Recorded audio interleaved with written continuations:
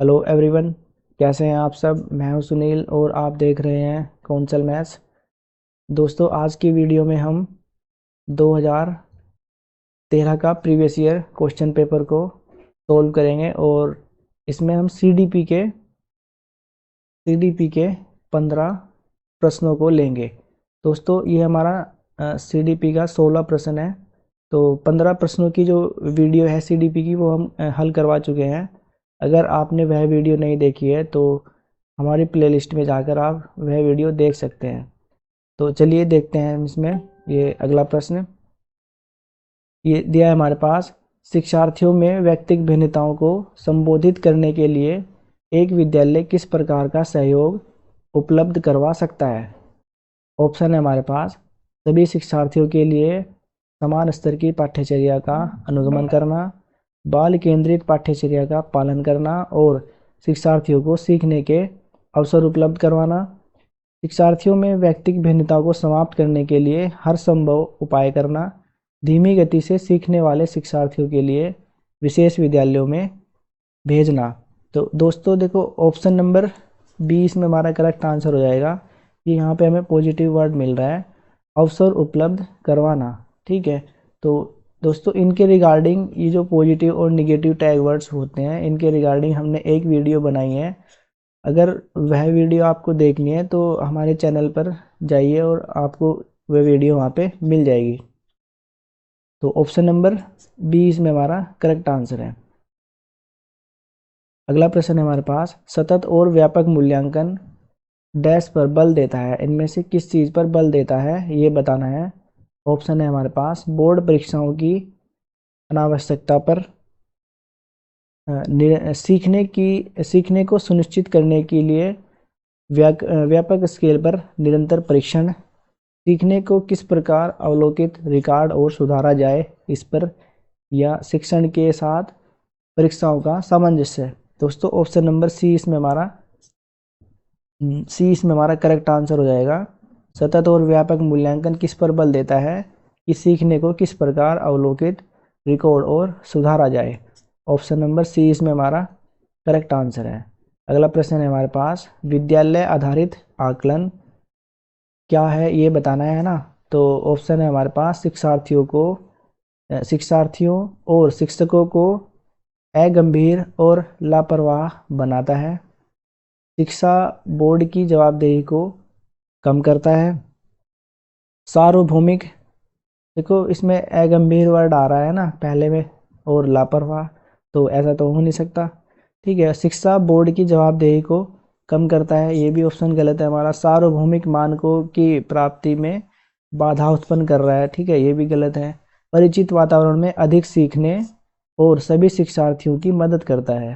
तो option number D इसमें हमारा करेक्ट आंसर है। विद्यालय आधारित आकलन क्या करता है, परिचित वातावरण में अधिक सीखने में सभी शिक्षार्थियों की मदद करता है। तो ऑप्शन नंबर डी इसमें हमारा करेक्ट आंसर है। अगला प्रश्न है हमारे पास। सीखने की तत्परता डैश की ओर संकेत करती है। तो देखो, थॉर्नडाइक का तत्परता का नियम, शिक्षार्थियों का सामान्य योग्यता स्तर, सीखने के सातत्य में शिक्षार्थियों की का वर्तमान संज्ञानात्मक स्तर।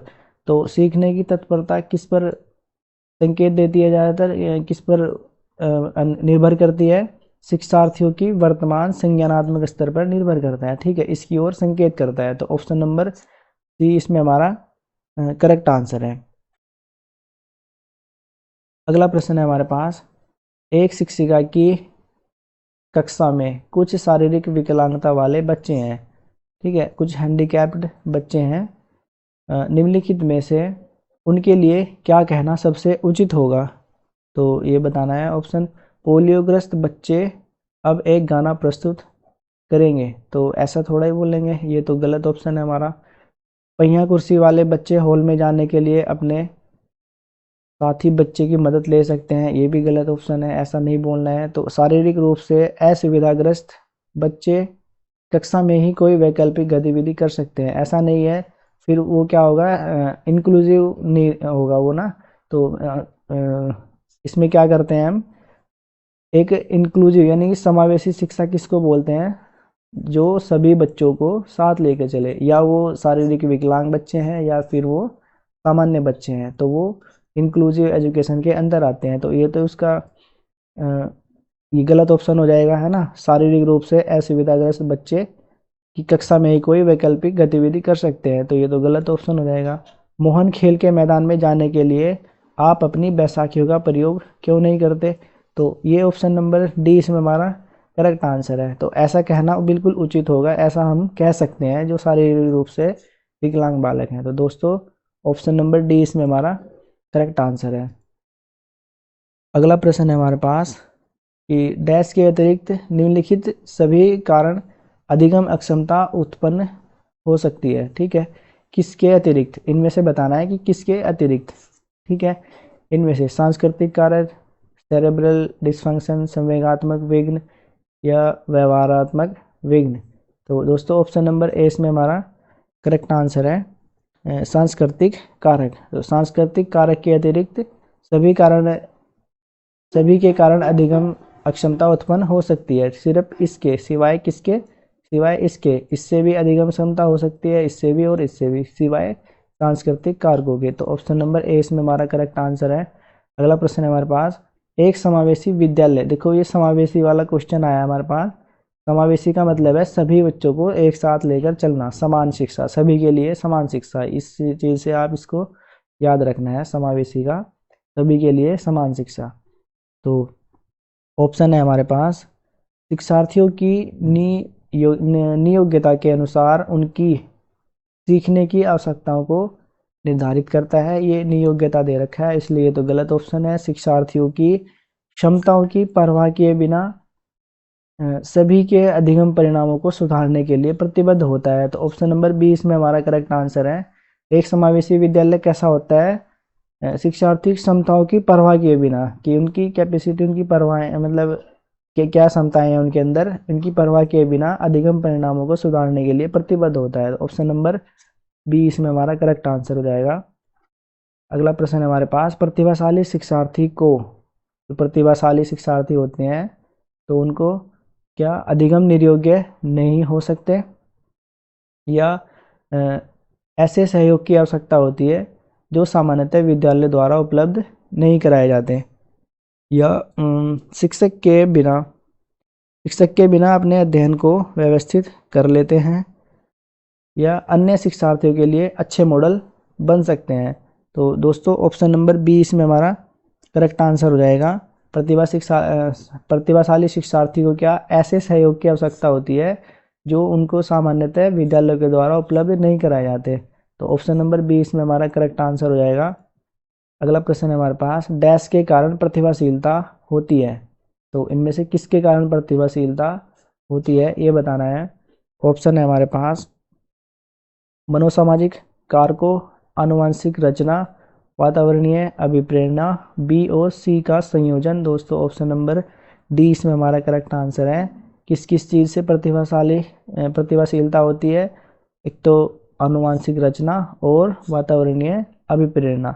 तो बी और सी इसमें हमारा करेक्ट आंसर हो जाएगा। अगला प्रश्न है हमारे पास, बच्चों में सीखने और सुनने के लिए अधिगम योग्य वातावरण के लिए निम्नलिखित में से कौन उपयुक्त है, तो ये बताना है। ऑप्शन है हमारे पास, शिक्षार्थियों को कुछ यह छूट देना कि क्या सीखना है और कैसे सीखना है, एक लंबे समय के लिए निष्क्रिय रूप से सुनना, निरंतर गृह कार्य देते रहना, सीखने वाले द्वारा व्यक्तिगत कार्य करना। तो दोस्तों ऑप्शन नंबर ए इसमें हमारा करेक्ट आंसर है। शिक्षार्थियों को कुछ यह छूट देना कि क्या सीखना है और कैसे सीखना है। तो ऑप्शन नंबर ए इसमें हमारा करेक्ट आंसर हो जाएगा। अगला प्रश्न है हमारे पास, गतिक कौशलों में अधिगम निर्योग्यता। देखो निर्योग्यता है, इसका ध्यान रखना है। गतिक कौशलों में अधिगम निर्योग्यता क्या कहलाती है ये बताना है हमें। डिस्फेजिया, डिस्प्रेक्सिया, या डिसकैलकुलिया, या फिर डिसलेक्सिया।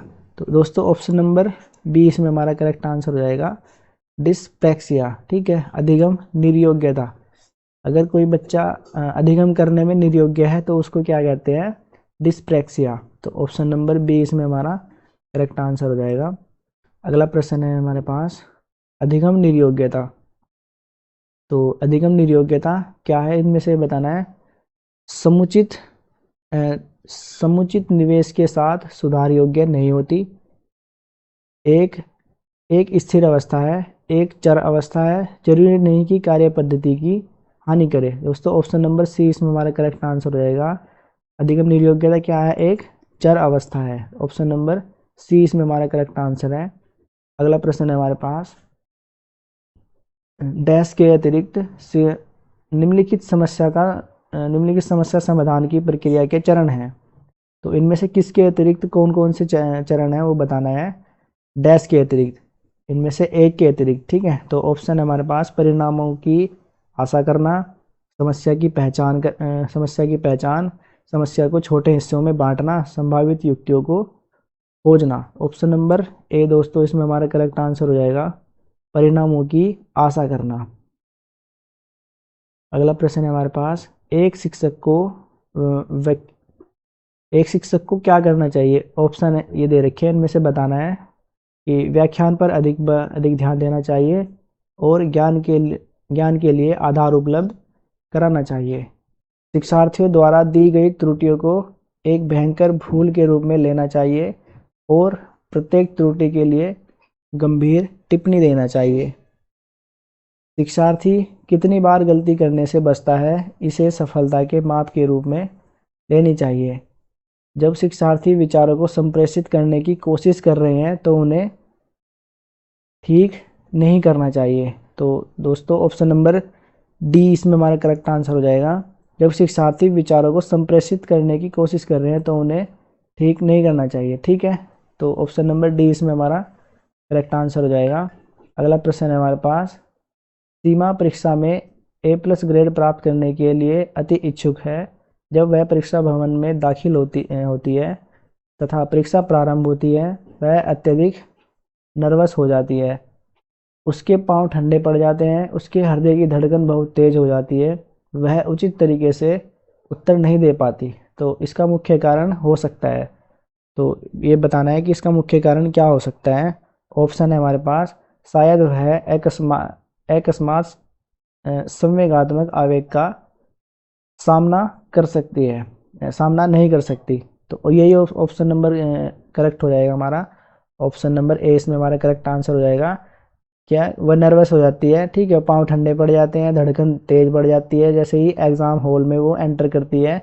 तो इसका मतलब क्या है, इसका मुख्य कारण यही है कि वह अकस्मात संवेगात्मक आवेग का सामना नहीं कर सकती, ठीक है। तो ऑप्शन नंबर ए इसमें हमारा करेक्ट आंसर हो जाएगा।